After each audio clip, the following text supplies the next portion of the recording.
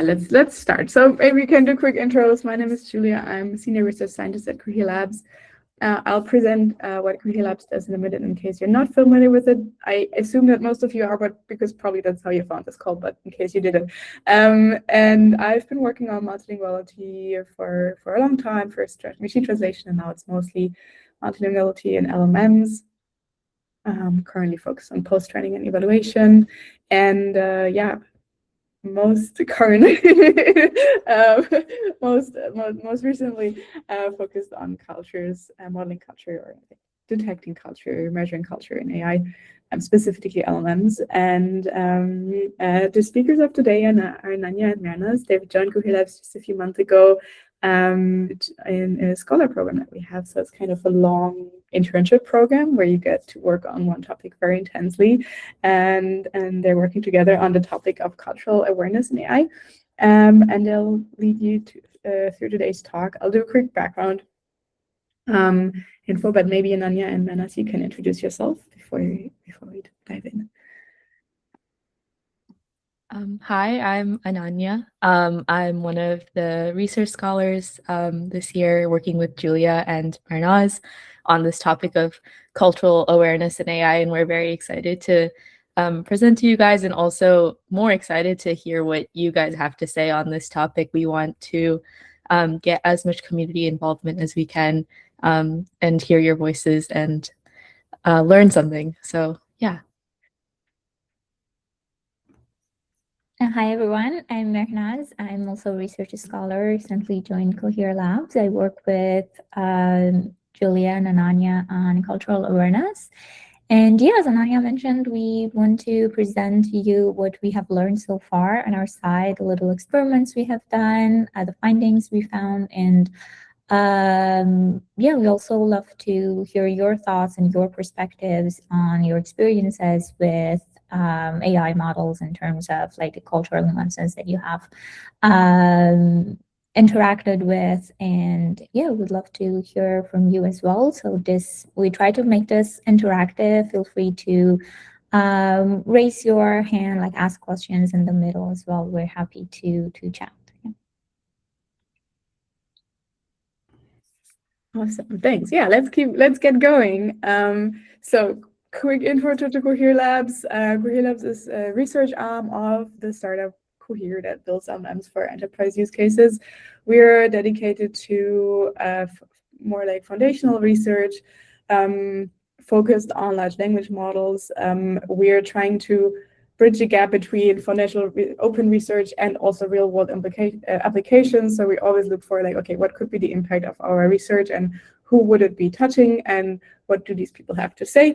So that's kind of the way that we do research. And we have 3 research areas that we focus on. One of them is making AI truly global. So this is what this is mostly like centered on. So who are we building AI for, specifically multilingual large language models? And then the other 2 aspects are making AI reliable and making it fundamentally safe. Of course, they also all overlap, and we focus on research topics that are centered and that come up in this space. So the core question here really is who builds AI for whom? So we know that the internet is largely English. There is non-English representation on the internet, yes, but it's a big mismatch between what the population of people around the globe are speaking versus what's represented on the internet. And since most LLMs, most AI tools and parts models are built on the internet today, we have this huge gap that is created where people who don't speak English as well or don't speak it at all don't have less access to language technologies and recent development of AI because the languages are not represented as much. So we've built a few multilingual models, starting with the IA 111 model. So that's been a few years ago. I don't know if you heard about it, if you're involved with it even, or and our recent one. So we've done a few years of multilingual model development and research. The latest one that we've released was Tiny IA, which is focused like more like smaller scale models. and us will talk about it a little bit. But we've mostly focused on like increasing the language count and the coverage and the quality that we cover, but to make it more language inclusive. But beyond language, there's culture, and culture is super fascinating. Is also one of the reasons why humans around the globe don't get along well with each other, because they don't understand these other cultures, and it's also one major point in like how we create human connection.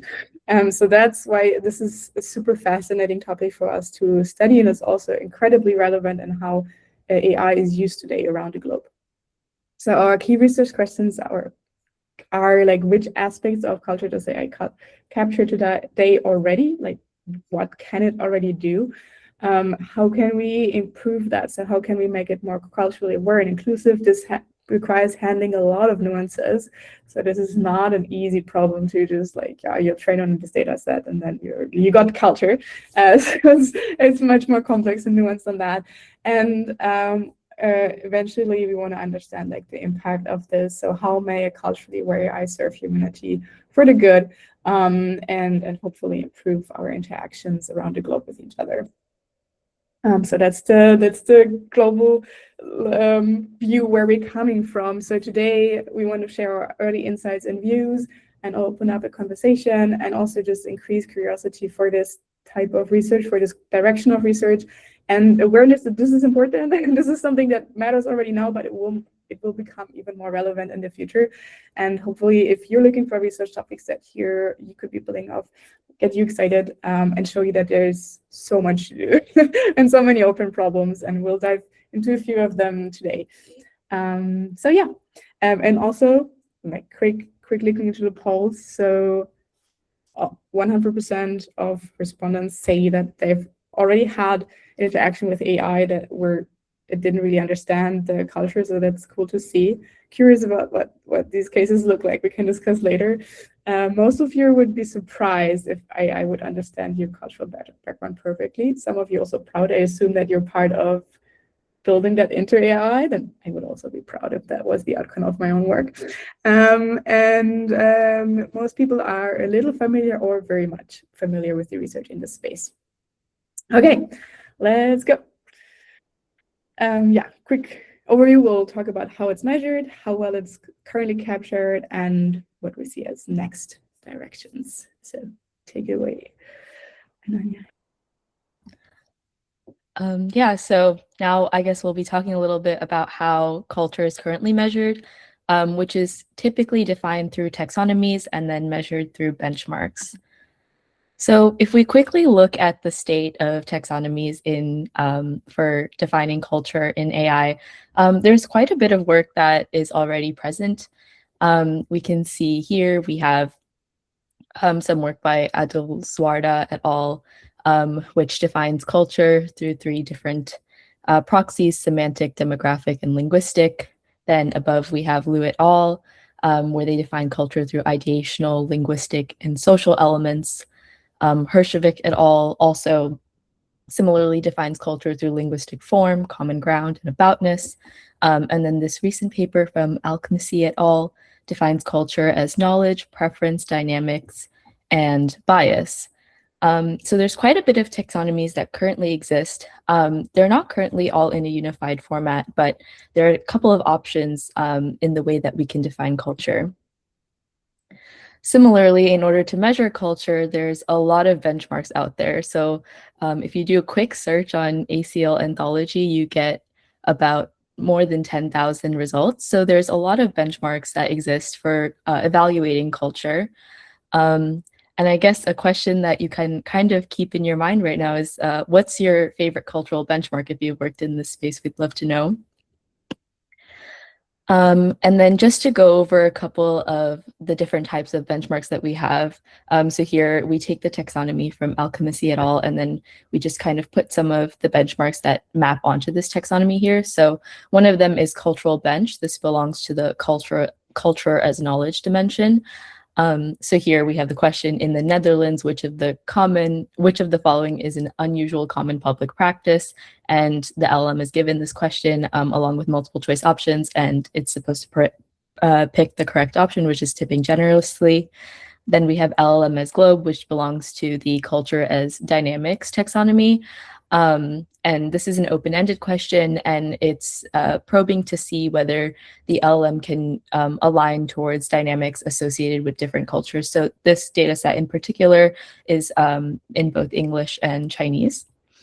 And then we have this civics data set, which belongs to the culture as preference dimension. And this is statements that belong to like political historical statements. And then the LLM is supposed to either say whether the statement is true or false in the context that it's given in. So the context here is defined as the region and then also the language. So this is trying to probe to see if LLMs are aligned to different cultures that are defined as language and regions. And then we have the BBQ data set, which is which belongs to the culture as bias dimension. And here, this is probing to see whether LLMs contain some biases. So in this example, this is pertaining to age, so like ageism as one of the biases, but they also include other categories related to culture, like religion, nationality, race, ethnicity. So after looking at some of these benchmarks, what we're kind of seeing is that most of these cultural benchmarks all evaluate for different aspects of culture, and there's no current unified framework of evaluation. Additionally, these benchmarks are all discriminative, so multiple choice, or short question answer and trivia based, which is not sufficiently close to real world use. Like we don't interact with LLMs by asking them a question and then giving them options to choose from. We're interacting with them in a very natural way. So this is currently missing in a lot of current cultural benchmarks. There's also limited language coverage across benchmarks. Most of these benchmarks are still English-centric, and even if they are multilingual, it's usually like 2 languages or 3 languages. Does not have robust enough coverage of all languages. Additionally, a lot of times culture in these benchmarks is defined through proxies of language, culture, and nationality. One common example of this is the World Values Survey, where they have like basically different opinions coming from different nationalities. And this is used a lot of times in modeling as a data set for alignment. And then another issue is that many typical LM evaluation tasks require cultural understanding, even when it's not explicitly labeled. So one example of this you can think of is like word problems for math, where we just swap out the entities for culturally relevant entities. And what papers are seeing is that LLMs struggle in these cases because they haven't seen these cultural entities before. So one quote that we kind of wanted to highlight here from a position paper called Culture is Everywhere, Call for Intentionally Cultural Evaluation, where the authors make the recommendation, make the cultural context of every evaluative decision explicit and deliberate, rather than leaving cultural influences implicit or accidental. So this is kind of highlighting that when you are creating these evaluations and when you're measuring for cultural awareness, it really should be defined properly and explicitly and not left to any implicit decisions. So that's the current landscape. Where do we hope to go next? So some things that we're thinking about is how can we model and evaluate cultural awareness from a multidimensional perspective? So combining some of these taxonomies and also increasing the language coverage to make the evaluations more robust. And then another thing that we're thinking about is evaluating cultural awareness capabilities in real world scenarios, especially areas that are most relevant for tomorrow's AI technologies. So here is a question that we want to pose to you guys. What do you think is necessary for culturally competent AI?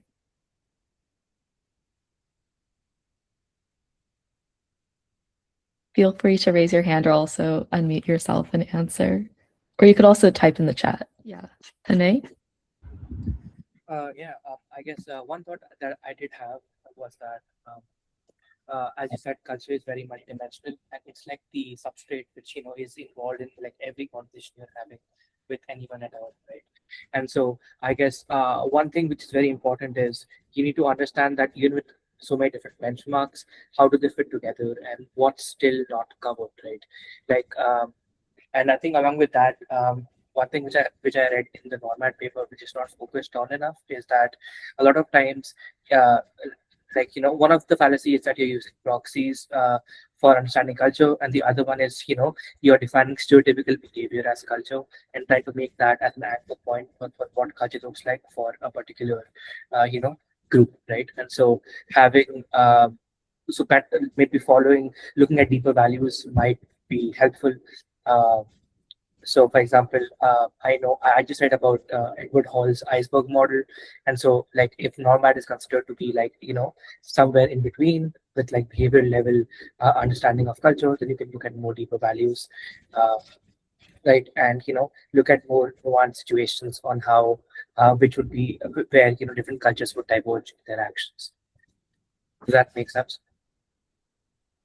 Yeah, thank you. That makes sense. Yeah, Namrata?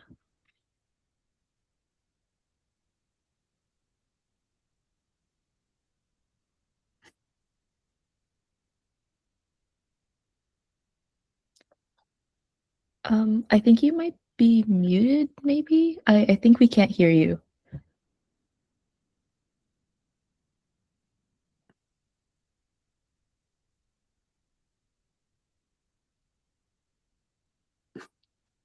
Is it better now? Yeah. Okay. Yeah. I was saying that I think one of the things that might be important for cultural component AI is like actually having community involvement. Like who we're designing for should be like the first so like community first perspective and approach to developing AI rather than how we develop first for English and try to make it work for other cultures.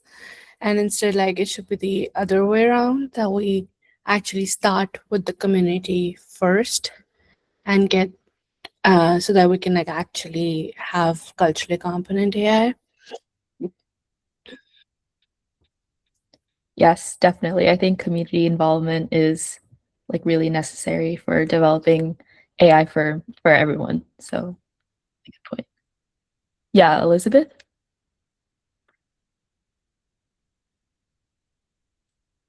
Oh, I think you're on mute. Hi, great conversation so far. I love learning about this.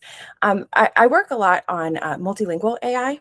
And one of the things that I have found to be really interesting is that the model's inherent capabilities are actually quite strong, but they're not always easy to activate, where there's lots of assumptions that like the defaults are not what people want. But if you can supply the right context, then it actually does have the right concepts and is able to have culturally appropriate adaptations.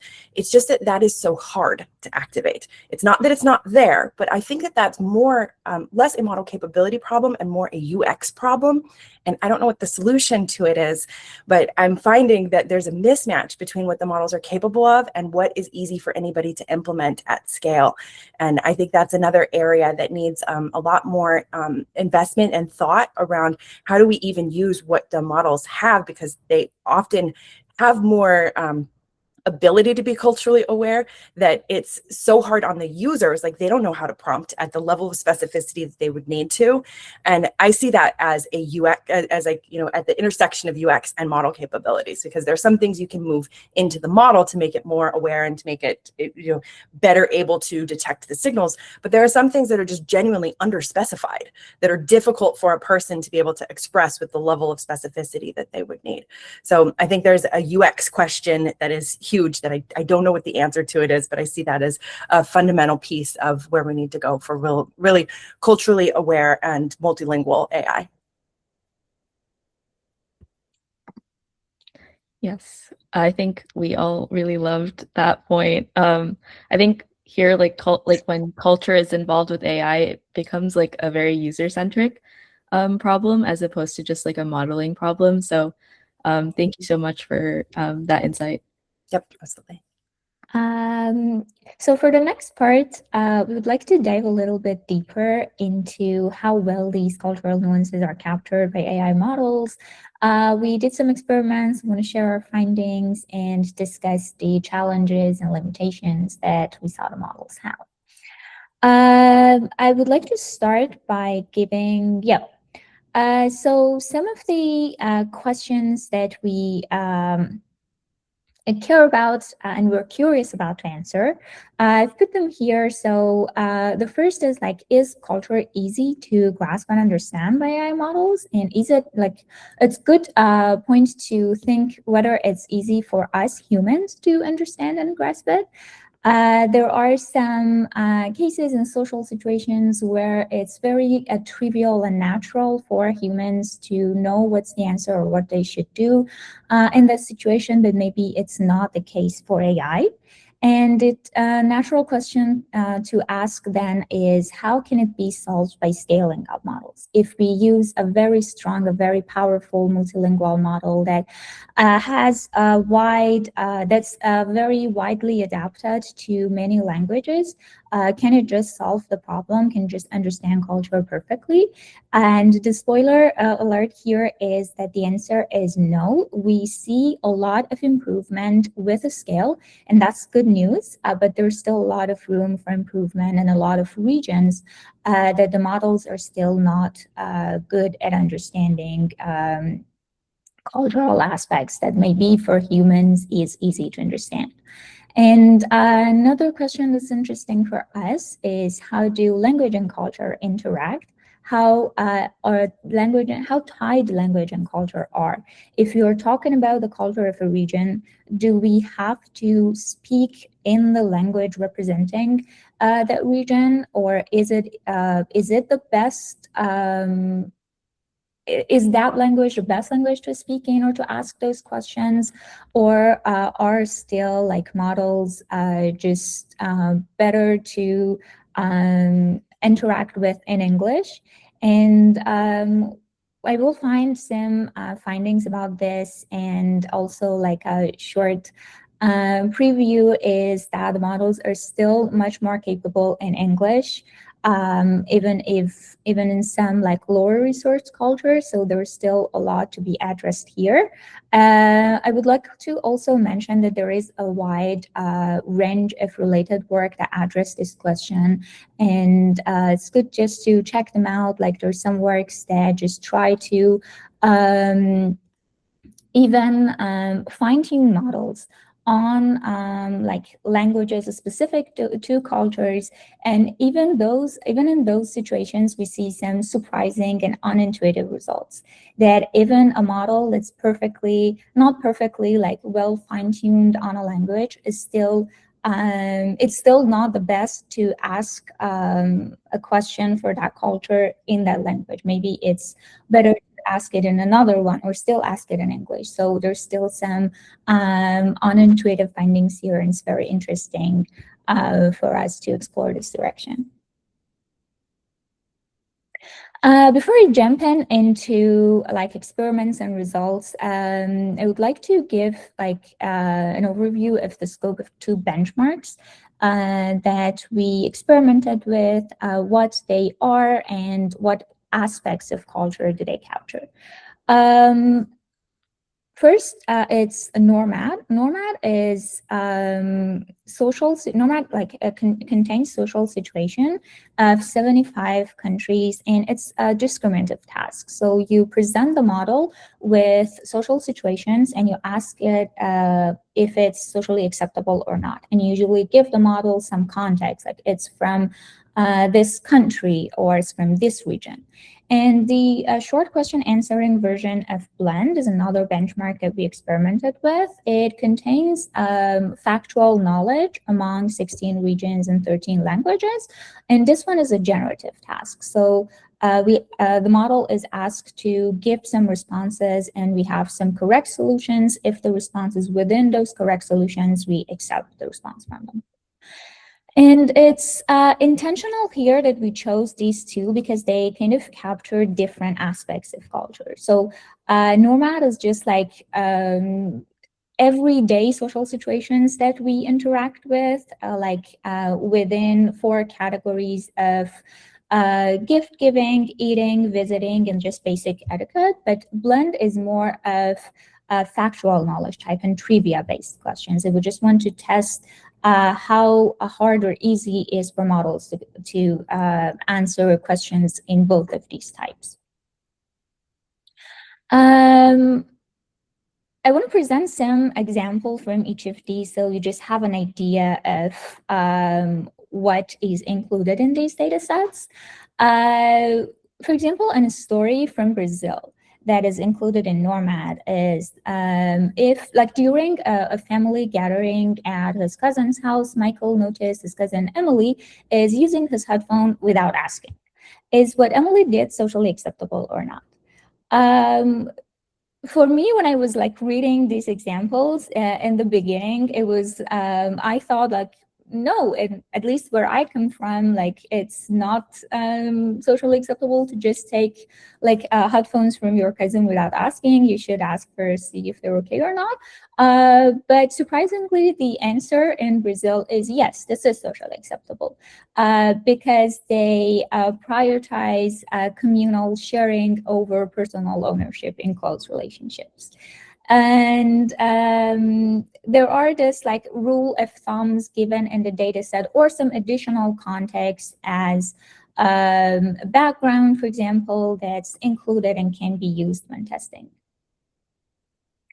Giving an example from Blend, for example, from the region of Assam, the question is, what is a common snack for preschool kids in Assam? And there are a few correct answers, rice flour, mashed potato, rice with milk and stuff.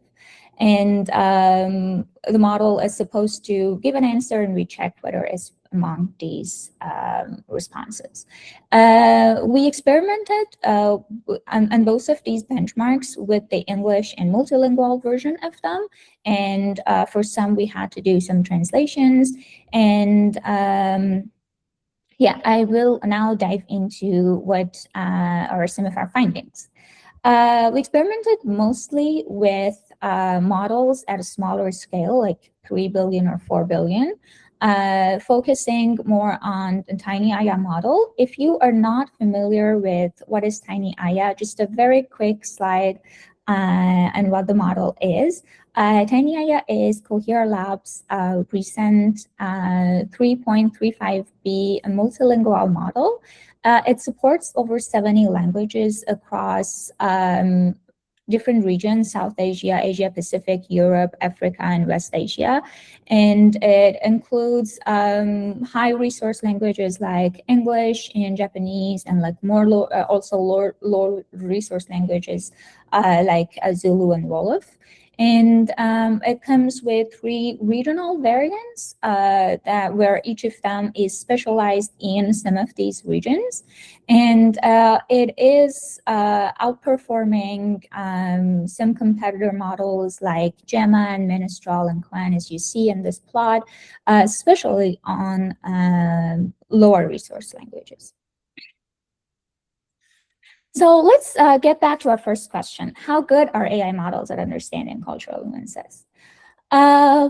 We here present the accuracies of Gemma, TinyAya Global, and Command A on NORMAD and Blend. We included Command A as as a very large and strong multilingual model to see what's the limit and where the capabilities can go. So you see the accuracies for Command A is significantly higher than the ones for Gemma and TinyAya. But still, what's interesting from these plots is that if you look at for example, the Blend accuracies on regions, for example, on Africa, South Asia, and West Asia, the accuracies are still really low. And on NORMAD, it's higher, like for Command A, they are above 80%, where the human accuracy, according to the paper, is above 95%. So there's still a lot of improvement. And specifically in lower resource languages and regions, there are still a lot of room for the models to be able to get better at understanding culture.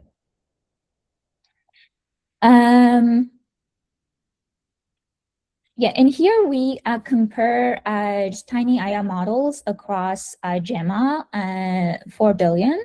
And we found that tiny AI models possess a strong cross-lingual and cross-cultural capabilities. And specifically, for example, for Blend, tiny AI wins over GEMA with a very good margin on Nigeria, West Java, Greece, Ethiopia, and Spain. But on more high resource regions, sorry, it's not completely and perfectly readable, but for the ones that GEMA wins, it's mostly like within the regions of Americas and Europe, which we think is because of the representation of those languages and regions in GEMA models.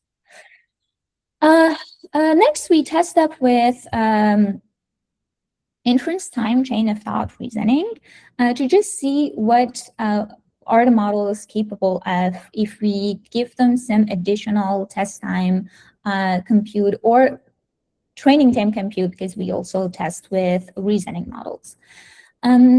What we found was on NORMAD, both inference time chain of thought and enabling thinking mode and reasoning models, such as a small LM and Command A, lead to improvements. But this did not hold necessarily for Blend and led to overthinking and doom looping, suggesting the effectiveness of reasoning could really depend and differ on the task type. So it tells us that we have to be mindful of the task that we have at hand before having like complete conclusions as whether inference time reasoning or generally enabling thinking in models can really help or not. But overall, the trend and NORMAD as we see in these plots is that inference time can help. Inference time reasoning can help. And it's partly due to the nature of this benchmark, I would say. It presents in social situations where you can really, maybe even at us as humans, we need to start thinking about what we should do in that situation. We need to start reasoning and putting some pieces together to answer the question correctly. Here we put just some of the examples where reasoning goes wrong from small M and Blend. On the left is an example where it starts to overthink. Could you ask it what's the most common spice or herb for dishes in the US? The answer is similar. It's simple. It's salt, black pepper, paprika, and it starts to answer the right salt and pepper response in the beginning, but then it just starts overthinking, goes, hey, maybe it's garlic, maybe it's chili powder, and then it just gives the wrong answer at the end. And then the right is like the doom looping example where the model just starts going into some circles, like, wait, maybe it's something else, or wait, maybe it's something else, and it just leads to the wrong answer at the end. Next question is, on the third question that I posed in the beginning, how tied like language and culture are, and what would be how do models behave if we ask the prompts in English versus we ask the prompts in the source language of those cultures. Looking at this confusion matrix, you see that on like specifically in African and South Asian regions, the model suffered the largest performance drop when switching from English to source language. So here, just to give you a better understanding of what this plot represents, the lighter colors are where source language is like the lighter the colors are, it means that the source language is better, slightly like better than English if the numbers are negative. But the higher the numbers are, it means that the models gain a lot more if you ask those questions from them in English than in source language. And you see a lot of deviations and a lot of just high numbers, as in like it goes as high as 30 or 17 in the accuracy differences. Not surprisingly, Americas and Europe are the most resilient, likely due to their dominant language being much better represented in the training data of these models.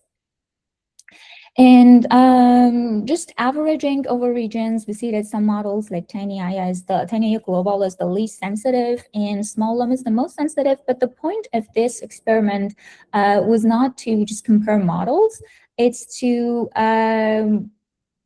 understand that there is a lot of variations in the language that we ask from the model. And to understand that multilingual models are still English dominant, and English has richer, higher quality training signal at every stage, and models still depend on it. And in this slide, we just give some examples and failure cases in where the model was successful in English, but it failed when you ask it the source language. Well, I don't speak Spanish, but I will read the question in English. It's like, which animal is typically used for transportation is Mexico? The model just gives the wrong answer if you ask it in the source language, but it gives the right one if you ask it in English. So it's just good to look at some of these examples and try to come up with reason and ideas of what's going on there and why the model is behaving the way it is. Circling back to the questions in the beginning, the answers that we got so far for each of these is that understanding culture is not trivial.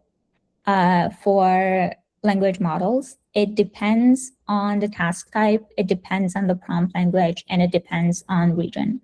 Models are better at some regions and need still a lot of work in some lower represented regions.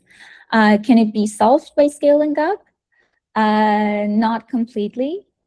We saw that Command A and Command A with thinking mode enabled do get a large accuracy and like very good performance, specifically like a normat around 90%, which is close to a human score, but they still struggle on some aspects in some regions.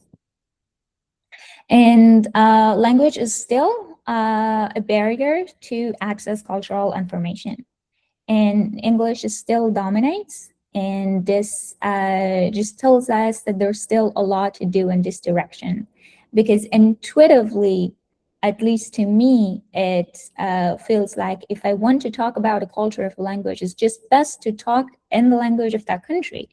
That's where most of the nuances are embedded, but models still struggle in this direction, and they're still just easier for them to interact with in English.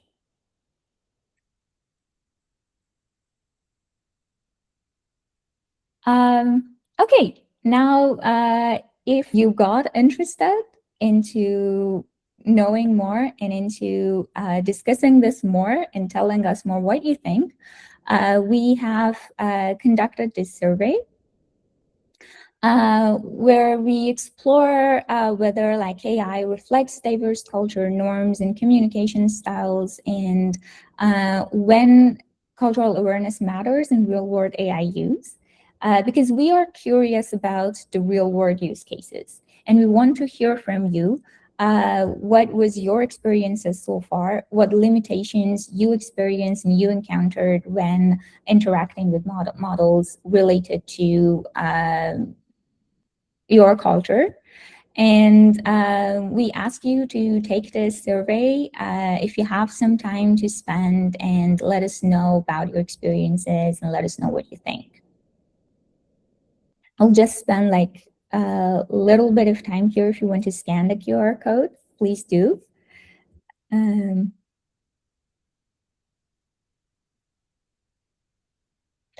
yeah, we now have time for more discussion. We just put some examples here and some questions here. If you want to talk about these, feel free to. If you have other stuff that you want to discuss with us, please raise your hands. And we would love to know if you interact with AI in languages other than English. And if you don't, why not? Is it because it's not easy for you? It's not to interact with models in those languages? And if you do, what was the challenges that you faced, and what kind of tasks do you think AI can improve upon in areas that require cultural awareness? And related to the question that Ananya mentioned, what criteria do you think AI has to pass in order to show that it really understands your culture? And would you be happy if it's always pertains to your culture, or do you prefer to just tell the model to like have an understanding of your culture or not? Yeah, I'd love to just stay on this slide a bit and see what you think. I think we had one more like technical thread in the chat about reasoning. So Andrew asked a question about like general opinion about reasoning traces. Like, are these, I guess, like, are these reliable, or like, are these useful or reliable for the final decision? And then, yeah, discussion around uncertainty. Any thoughts from like inspecting these traces or like these examples that you showed?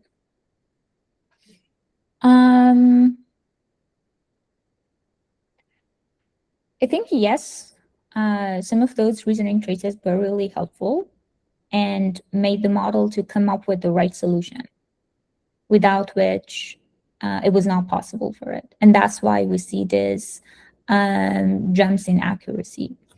And if I go back to this slide,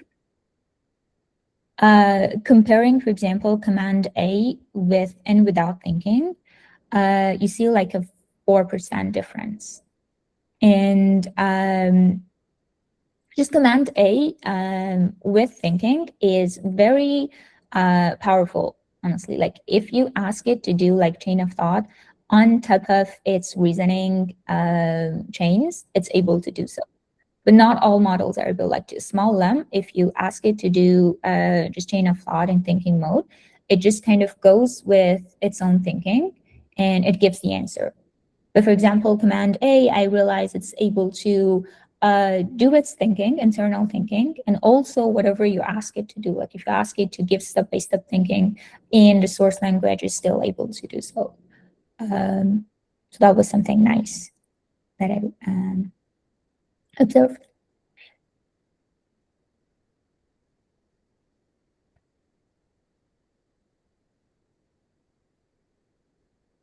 But we also saw this is not necessarily the case for blend, and it can lead to like overthinking or doom looping. So I think the answer is non-trivial, as if it helps always or not.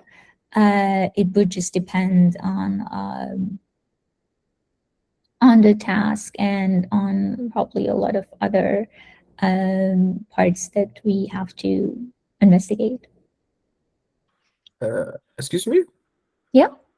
Yes, I have a question related to the reasoning path.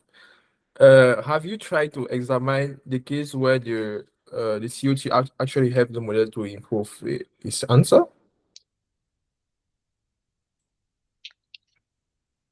Sorry, I didn't completely catch your question. I asked if you have tried to examine the reasoning output of the model for the case where it actually helped the model to improve its answer. Yes, but what kind of inspections do you mean? Because my intuition is that, like, for example, for the case where the model actually don't actually use the reasoning to give the final answer, is maybe because the thinking path is not actually relevant, or maybe it's not certain on, it's not confident about the thinking path, compared to the case where the reasoning is maybe more structured, or is actually maybe more confident about his thinking.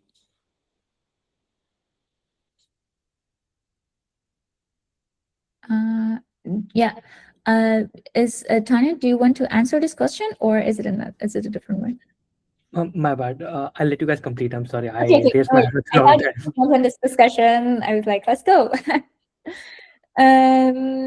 Yeah, I agree with your point that the models are not always confident at the same level in all questions, and for what they've been trained for like math and code reasoning, they're probably more confident about their answer. But in this case also, I felt like it varies, like the confidence level of the models. I don't have numbers as to say like how confident the models were in their reasoning choices, but what I just felt like overall is that they were able to reason in cases that could help, that could go into like a useful direction, and they don't necessarily like do very long chains. Sometimes it's very short, and that's good that the model is able to handle the variation in the lens based on the query. Okay, I see. Okay, thank you. Thank you. And Tana, if you want to ask your question, please go ahead.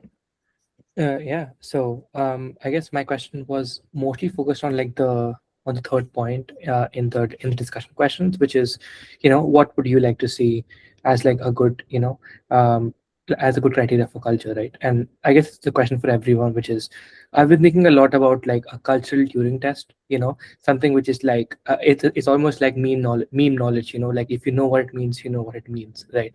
And do you think what in like your eyes would be like the best cultural Turing test, like for example, if you come to like India, right, and if you come to like, especially like the place that I live in, even the way that you hail like a taxi ride is very specific to this region, right? And so that would be like or like even the way that you order one of the delicacies here is like is like very specific to our region, right? And so I mean, what do you think would be like a one way we could kind of scale that up so that we can actually make something which is like very undeniably like culture?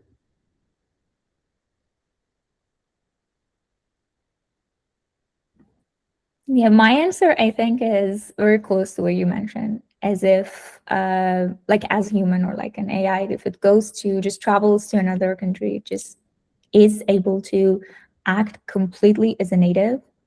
And I think we're very far from that for AI models.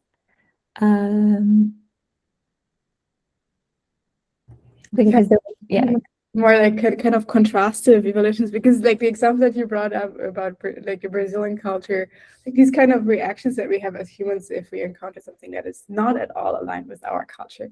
Maybe you should look at those cases, like how often does the model throw us off, like how much is it committing faux pas, because I feel like these critical, and like what are these critical cases where that we need to pause, and that it would have to show understanding, and like especially just across cultures, not just like what within one culture, but across cultures.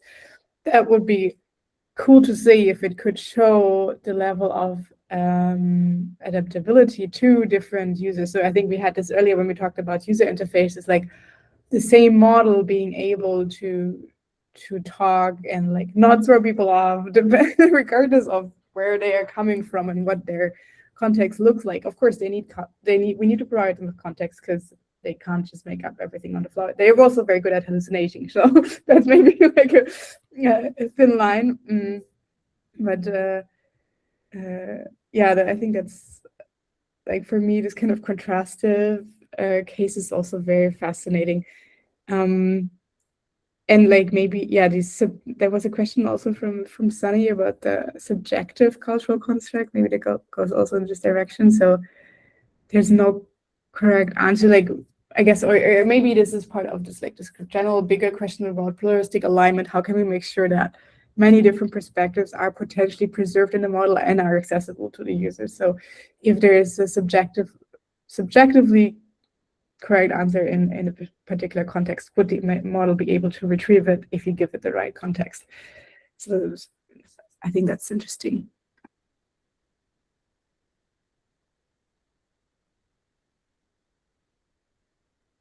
Yeah, I think Diana, this is a very good point about harmful biases creeping in.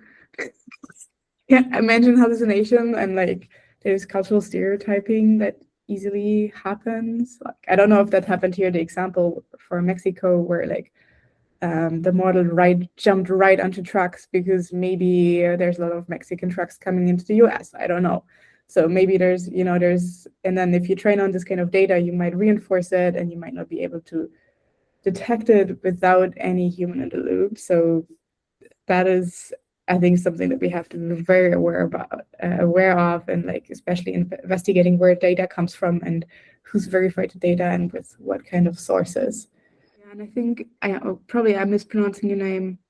Botchka, is that okay? I don't know. Like your point of global review. So global review is a translated benchmark that captures like a knowledge understanding benchmark that we've worked on translating with community. But you're completely right. It is still translated. It is not built up from from the center of different cultural identities. It's projected, I would say. 100 Hungarian rules. That sounds really cool. That sounds really challenging, and like probably closer to like the true kind of test scenarios that we're looking at while global review. You can probably get at if you speak English, if the model captures English really well, and you might not but maybe good at guessing, but like these kind of depth. I think that's something that Tene you also brought up, like going more into depth rather than scratching the surface is something that we need. Yeah, and then you also mentioned that the response languages were almost native, so this kind of conflict between being able to speak a language versus understanding the cultural background of a language, there seems to be a big mismatch still.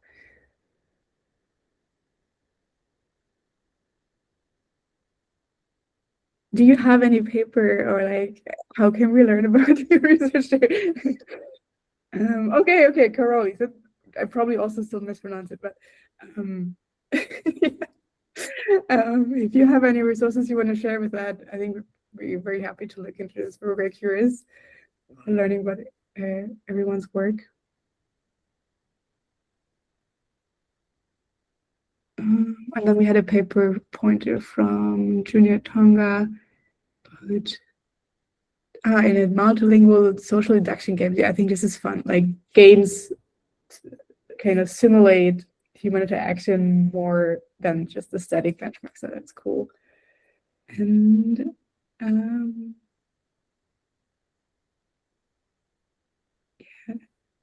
tell me about divergent cases. Yeah, I think that could be one direction, because it's really critical that we get some, like, I guess like there are corner cases that are very critical to, like they look like corner cases, they might be a minority in your benchmark, but these might be really critical for humans to get right. And you had a question about dimension proxy to culture that has not been focused on. Maybe Ananya is the best person to answer that. She's the queen of taxonomies. I mean, I definitely am willing to learn even more. But I would say that maybe rather than adding like new dimensions, something that hasn't been extensively explored so far is like combining all of these dimensions. So like one thing is like language and region. So Blend does this a little bit, like they look at Spanish in Spain versus Spanish in Mexico. But expanding on this, like different dialects of the same language, but from different regions, I think would be interesting to explore. And also, like there is data out on this. It just needs to be like aggregated and combined well together. So it would be like feasible to do, I think. But yeah, I think like other dimensions is also like different people even within the same culture have different opinions. So trying to like model this would be interesting as well, like different demographic factors, like how this factors into culture would be something. Like World Value Survey kind of has this element. They have like different like age levels, socioeconomic factors, all of this that also sometimes factors into like cultural values and preferences. So that might also be interesting to explore. There's a lot of dimensions that you could model and evaluate for.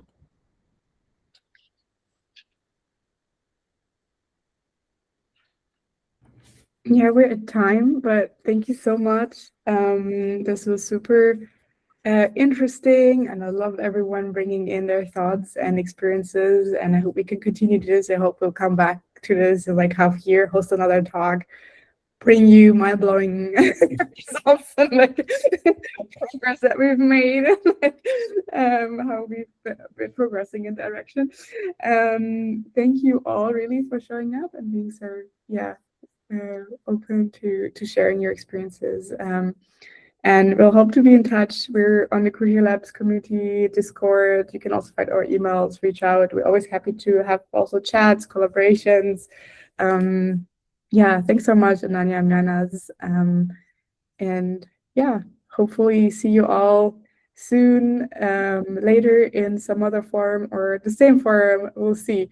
Yeah, have a good rest of the day and also a good weekend. Thank you everyone for joining. Thank you for joining, and thank you for your insights. Bye.